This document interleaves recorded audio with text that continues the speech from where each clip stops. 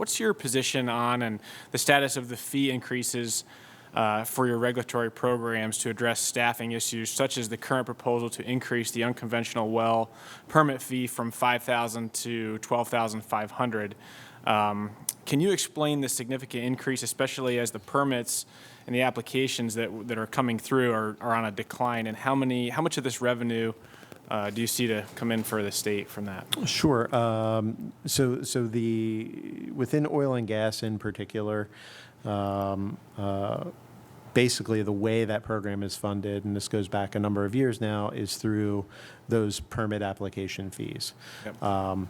Every time we get one of those application fees, it is not just funding the review of that permit, it is funding the oversight of the program and every other well in the state. So the money that we get from the well today is funding all of the inspection, oversight, reports, reg development, policy development that happens within the program more broadly. So, I think I feel like I've said in this committee, it's probably the worst way to do the funding for this program is tied to those application fees, because the reality of what we've seen over time, both because of market forces and efficiencies within the industry, is those number of applications come down year over year.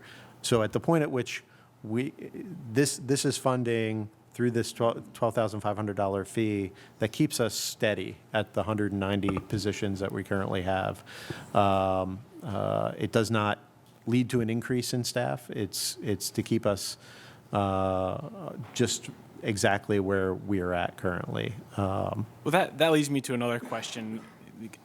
Given that DEP receives about $6 million a year in Act 13 impact fee, which is our version of a severance tax, wouldn't this money be used to help offset some of those costs? All of that money goes to the oil and gas program, in fact. Yes, it does offset those program costs.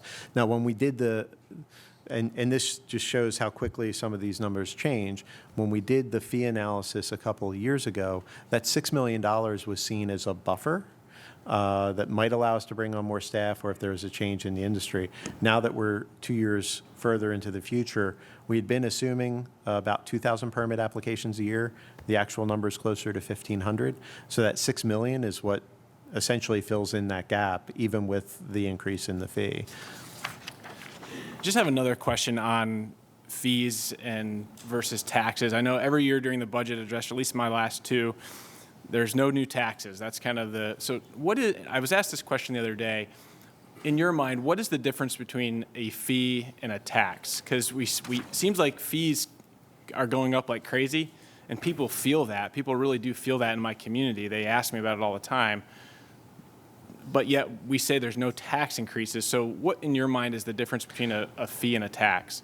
So in terms of that impact, I won't speak to what anybody's particular feelings on it are. I think the specific response I would give is, the fees go, in the case of, for example, those permit fees go into our oil and gas well plugging fund, which is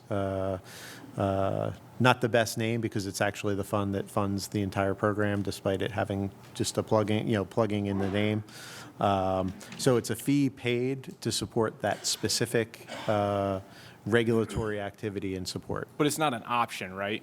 A fee, even the fees are not options. Taxes are not options. No, it's I'd say tied to level of effort. So, and this is, I referenced some of this earlier, where I think there's always a good and healthy discussion about what is the right balance between general fund revenue and fee revenue. The reality is,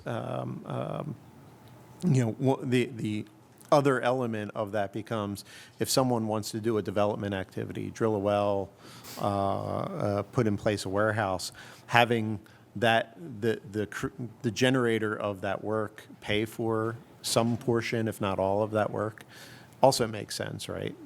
So having some reasonable tie between those things, I think is important. I see I'm out of time. I just want you to know that even increasing fees, that is passed on to the constituents that I serve, that we all serve across the Commonwealth. So they do feel that in as much as a tax as well. So Yeah, thank you for it's- coming in today. Though. No, and even that, that increase in the oil and gas well fee, for example, was something we looked at compared to the conventional well industry, the unconventional fee.